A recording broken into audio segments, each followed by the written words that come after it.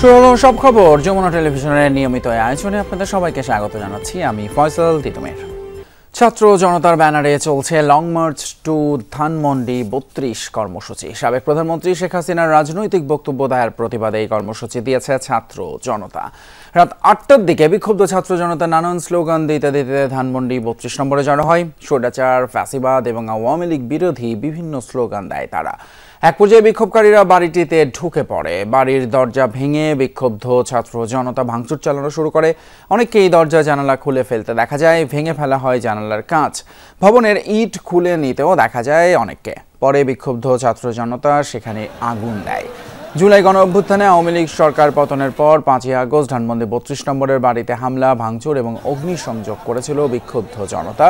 এরপর থেকেই বাড়িটি পরিত্যক্ত ছিল।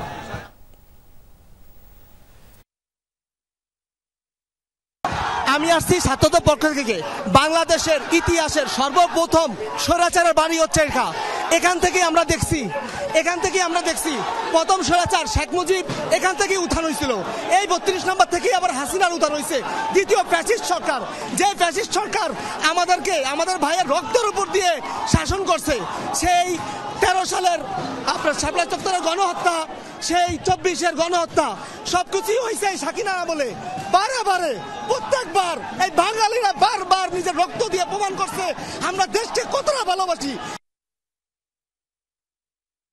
লং মার্চ টু ধানমন্ডি 32 কর্মসূচি সম্পর্কে আরো বিস্তারিত জানবো সারা দেশ থেকেই। এই মুহূর্তে যাচ্ছি রংপুরে। সেখানে আছেন সহকর্মী সরকার মাজারুল মান্নান।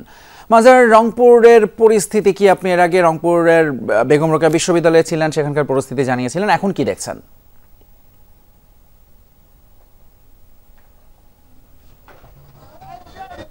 তিতুমির, আপনি দেখছেন যে পরিস্থিতিটা কি সেটা যদি আমি আপনাকে এখানে একটু ক্যামেরায় দেখাতে পারি, আপনি বুঝবেন যে এই যে বঙ্গবন্ধু যে মুরালটি ছিল, সেই মুরালটি কিন্তু এভাবেই বুলডোজার দিয়ে কিন্তু গুড়িয়ে দেওয়া হচ্ছে। এবং এর আশেপাশে অন্তত 400-500 শিক্ষার্থী আছেন এবং তারা কিন্তু এখানে জড়ো হয়েছেন এবং তারা মুহুর্মুহু স্লোগান দিচ্ছেন।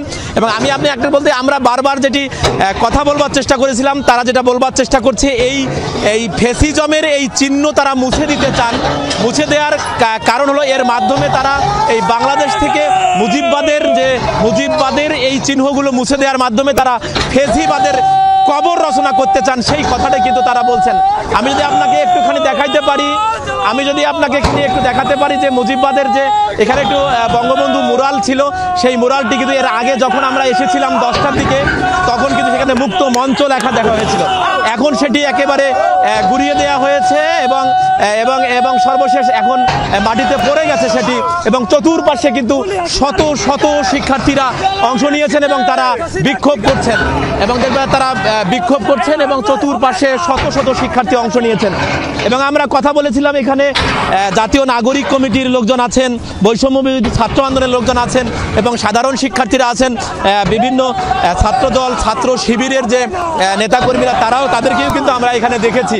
অর্থাৎ তারা যেটা বলবার চেষ্টা করছেন যে এই যে গুড়িয়ে দেওয়ার মাধ্যমে তারা মুজিববাদের বা শেখ হাসিনা, বঙ্গবন্ধু শেখ মুজিবুর রহমান এবং শেখ ফজলুদ্দিন সহ মুজিববাদের পরিবার কেন্দ্রিক এবং যে ফ্যাসিজমের যে নামগুলো আছে, সেই নামগুলো তারা এখানে সিম্বলিক উদাহরণ হিসাবে তারা এখান থেকে মুছে দিতে চান এবং এর মাধ্যমে ছাত্র জনতা 24-এর যে স্পিরিট আছে, সেই স্পিরিটকে তারা ধারণ করতে চান। একই সাথে তারা বলবার চেষ্টা করছেন যে আজকে ভারতে আশ্রয় নেওয়া সাবেক প্রধানমন্ত্রী শেখ হাসিনা অনলাইনে বক্তব্য দেওয়ার মাধ্যমে বাংলাদেশের স্বাধীনতা সার্বভৌমত্বকে চ্যালেঞ্জ করেছেন, 24-এর জুলাই অভ্যুত্থানকে চ্যালেঞ্জ করেছেন। সেই চ্যালেঞ্জের পাল্টা চ্যালেঞ্জ তারা এই বুলডোজার কর্মসূচির মাধ্যমে কিন্তু তারা দিচ্ছেন, এই কথাটি তারা বলবার চেষ্টা করছেন। আমি একটু আপনার কাছে শুনতে চাই, এই যে আপনারা এগুলো মুছে ফেলছেন, তাতেই কি ফ্যাসিজম চলে যাবে বা এইটা কেন আপনারা, এটা কোন ধরনের কর্মসূচি আপনার? আসলে মূর্তি মুছলেই ফ্যাসিবাদের চিহ্ন মুছে যাবে না। আমাদের লক্ষ্য উদ্দেশ্য একটাই, আমরা চাই যে বাংলাদেশের মাটিতে যত ফ্যাসিবাদের শক্তি আছে, আমরা আজকে আমরা বাংলার মানুষকে যেটা দেখিয়েছি, আমরা এর মধ্যে ফ্যাসিবাদকে হুঁশিয়ারিমূলক একটা বার্তা দিতে চাই যে আপনারা হুঁশিয়ার হয়ে যান, আপনাদেরকে একইভাবে দুমড়ে মুছড়ে ভেঙে ফেলে দিবে বাংলাদেশ ছাত্র সমাজ। আমি আপনার কাছে শুনতে চাই যে এই যে আপনারা মাধ্যমে কি মেসেজ আসলে দিতে চান? মানে এটা তো একজন বারবার বলা হচ্ছে যে নাম ফলক মুছলেই বা হচ্ছে ফলক ভেঙে দিলেই কি সবকিছু হয়ে গেল, ফ্যাসিজম তো রন্ধ্রে রন্ধ্রে আছে, আপনারাই বলতেছেন, আপনাদের এই উদ্যোগ কেন? আসলে বাংলাদেশে ফ্যাসিজম যেহেতু রন্ধ্রে রন্ধ্রে আছে, আমরা এতটুকু বলতে চাই যে এই ফলক শুধু ভেঙে দেওয়া না, আমরা বাংলাদেশে যে স্বৈরাচারের কবর রচিত করা দরকার ছিল, আজকে এই কবর রচনা করলাম। তাদের যে মৃত জীবিত আত্মা ছিল, এই আত্মাকে আমরা আজকে মৃতভাবে কবর রচিত করলাম। ভবিষ্যতে যাতে কেউ ফ্যাসিজম অথবা এই ফ্যাসিবাদী চিন্তার মনোভাবে এই দেশে না আনে, বাংলাদেশ হবে একটি নিষ্ঠা নীতিবান দেশ, সেইটাই হচ্ছে আমাদের কাম্য।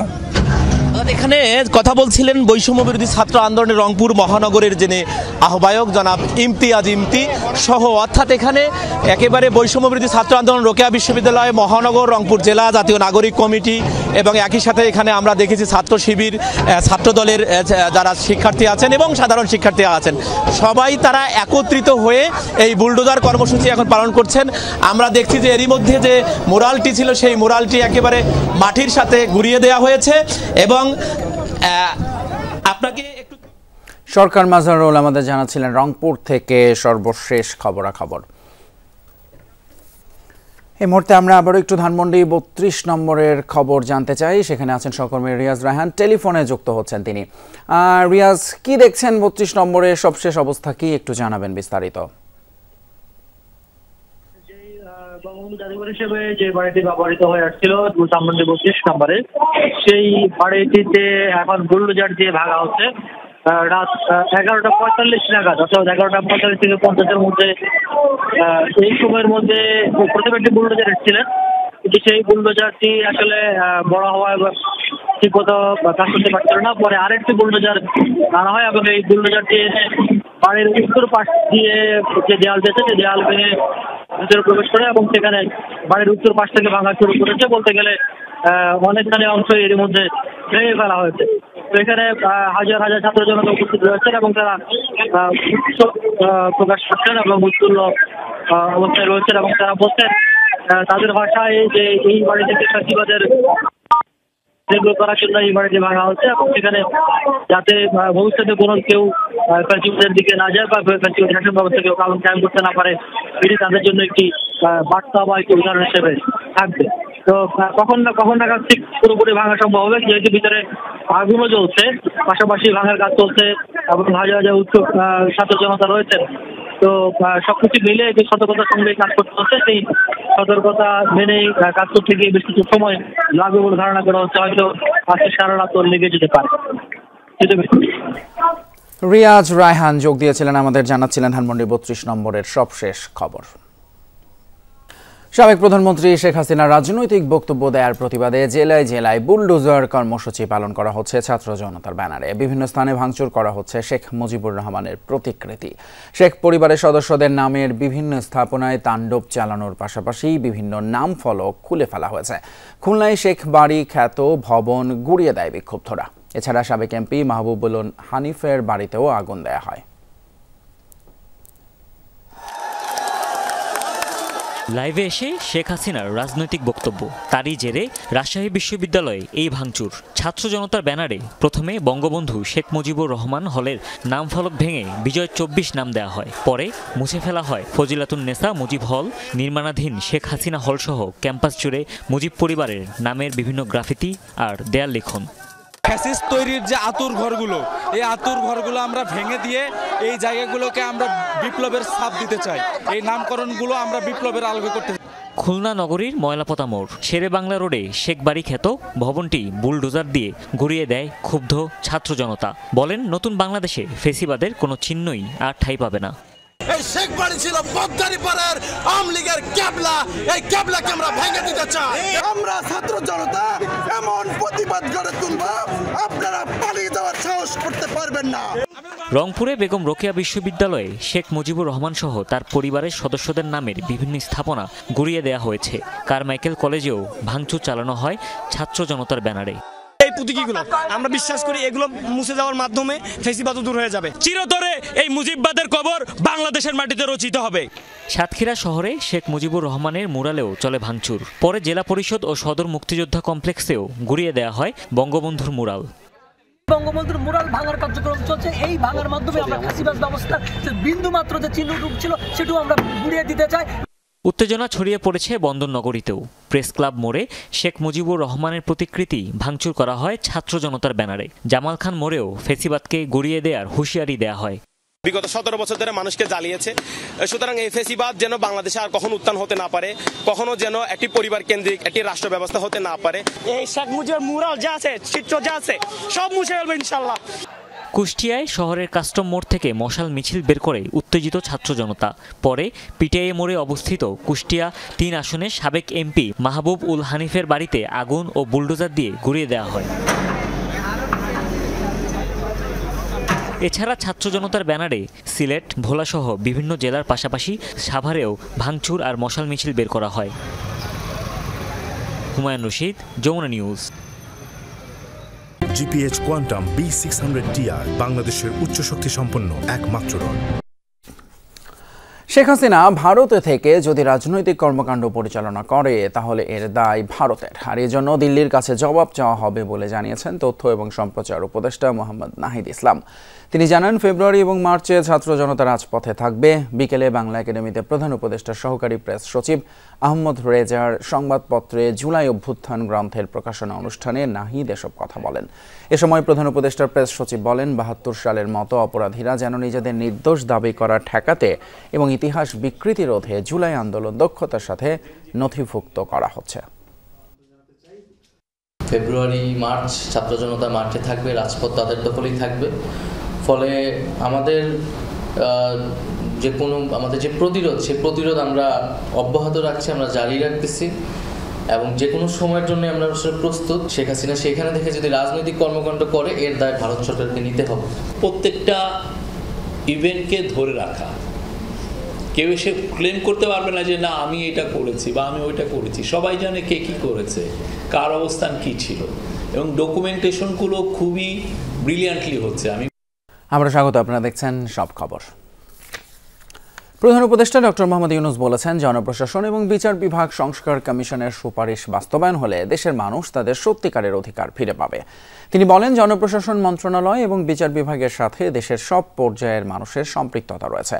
প্রধান উপদেষ্টা বলেন, সংস্কার কমিশনের এই 2 রিপোর্ট বাস্তবায়ন হলে হেনস্থা, অবমাননা এবং অবজ্ঞা থেকেও মুক্তি পাবে মানুষ, ফিরে পাবে সত্যিকারের অধিকার। দুপুরে 2 সংস্কার কমিশনের রিপোর্ট গ্রহণের পর এসব কথা বলেন প্রধান উপদেষ্টা। জনপ্রশাসন সংস্কার কমিশন এবং বিচার বিভাগ সংস্কার কমিশন প্রধানরা অন্য সদস্যদের উপস্থিতিতে প্রধান উপদেষ্টার কাছে রিপোর্ট হস্তান্তর করেন। এ সময় কমিশন প্রধান সহ সদস্যদের কৃতজ্ঞতা জানান প্রধান উপদেষ্টা। মানুষের দোরগোড়ায় যদি আদালত ব্যবস্থাকে আমরা না পৌঁছাতে পারি তাহলে বিচার বিভাগ কার্যকরভাবে তার সেবাটা দিতে পারবে না। সেই জন্য আমরা 2টো পরিবর্তন সাজেস্ট করেছি। একটা হচ্ছে যে হাইকোর্ট ডিভিশনের স্থায়ী বেঞ্চ গঠন করতে হবে প্রত্যেকটা বিভাগীয় সদর, এবং এটার জন্য কনস্টিটিউশন অ্যামেন্ডমেন্ট প্রয়োজন।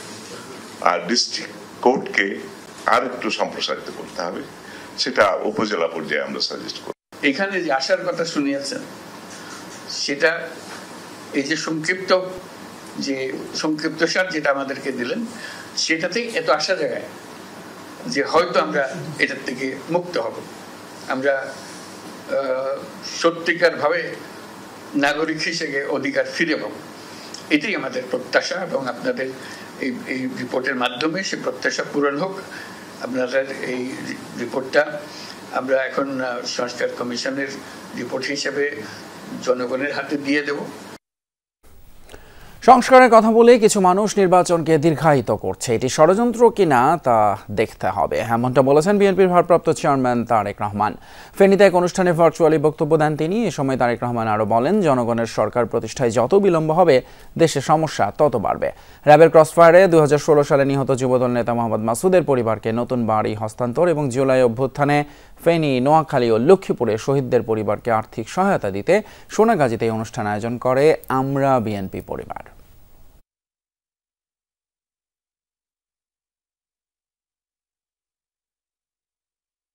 খুন গুম এই জখম যারা করেছে তাদের যে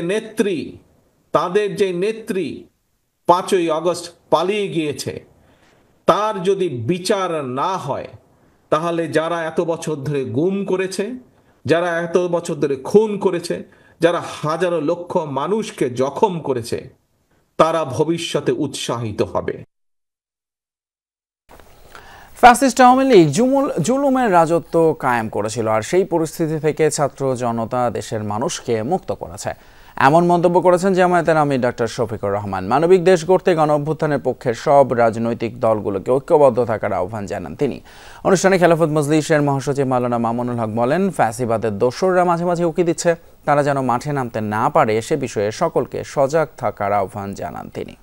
জাতীয় নাগরিক কমিটির উদ্যোগে নতুন রাজনৈতিক বন্দোবস্তের অর্থনৈতিক কর্মসূচি শীর্ষক আলোচনা সভা অনুষ্ঠিত হয়। বুধবার বাংলা মোটর কেন্দ্রীয় কার্যালয়ে হয় এই অনুষ্ঠানে বক্তব্য রাখেন ইউনিভার্সিটি অফ লন্ডনের সোয়াসের অর্থনীতি বিভাগের অধ্যাপক ডক্টর মোস্তাক হোসেন খান, জাতীয় নাগরিক কমিটির আহ্বায়ক নাসিরউদ্দিন পাটোয়ারি এবং যুগ্ম আহ্বায়ক সারোয়ার তুষার। বক্তারা জানান, নতুন রাজনৈতিক দল গঠনের আনুষ্ঠানিক ঘোষণা দেওয়ার মাত্র 2 ঘন্টায় 70,000 মানুষ অনলাইন ফর্ম পূরণ করেছে। অনুষ্ঠানে উপস্থিত ছিলেন সোয়াসের অধ্যাপক পল্লবী রায়, নাগরিক কমিটির ডক্টর তেজনৌভা জাবিন, ফয়সাল মোহাম্মদ শান্ত, ইফতেখারুল ইসলাম, সাদিয়া ফারজানা, আলাউদ্দিন মোহাম্মদ সহ আরও অনেকে। দীর্ঘমেয়াদী নীতি নির্ধারণ এবং সেই নীতি নির্ধারণ যদি আমরা এই বন্দোবস্ত এই ক্ষমতার বিন্যাসটাকে আঘাত করতে পারি, এটাকে যদি পরিবর্তন করতে পারি, তাহলে অনেক কিছু করার আছে। অতিরিক্ত নির্বাচনের যে হ্যামারিং, এটাতে যে ক্ষতিটা হচ্ছে, নতুন ডেমোক্রেটিক এই স্ট্রাকচারটা বা এই নতুন ডেমোক্রেটিক এই কালচারটা কারা ডিফেন্ডার হবে সেটা মানে মিত্র খুঁজে পাওয়া কঠিন হচ্ছে। আজকে নির্বাচন এবং সংস্কারকে একটি মুখোমুখি অবস্থানে একটি বড় দল দাঁড় করিয়ে দিয়েছে, যেটা আমরা বাংলাদেশের জন্য একটা দুর্ভাগ্যজনক একটি বিষয় যে একটি বড় দলের রেসপন্সিবিলিটির জায়গা থেকে আমরা এই ধরনের পরিস্থিতির সম্মুখীন হচ্ছি। আধিপত্য বিস্তারকে কেন্দ্র করে নারায়ণগঞ্জের রূপগঞ্জে 2 গ্রুপের সংঘর্ষে ছুরিকাঘাতে নিহত হয়েছেন 2 কিশোর। বুধবার ভোরে ঢাকা মেডিকেল কলেজ হাসপাতালে চিকিৎসাধীন অবস্থায় তাদের মৃত্যু হয়। নিহতরা হলেন রাশিদুল ইসলাম এবং হৃদয়। প্রত্যক্ষদর্শীরা জানায়, তারা বউবাজার এলাকায় আশপাশের এলাকায় মাদক ব্যবসা এবং আধিপত্য বিস্তারকে কেন্দ্র করে শিমুল গ্রুপের সাথে শ্রাবণ গ্রুপের দীর্ঘদিন ধরে বিরোধ চলছিল। এরই জেরে মঙ্গলবার সন্ধ্যায় 2 পক্ষের লোকজন ধারালো অস্ত্র নিয়ে সংঘর্ষে জড়ায়। এই ঘটনায় পুরো এলাকায় থমথমে পরিস্থিতি বিরাজ করছে। এই ছিল আজকে সব খবরের আয়োজন। এতক্ষণ সাথে থাকার জন্য ধন্যবাদ আপনাদের সবাইকে।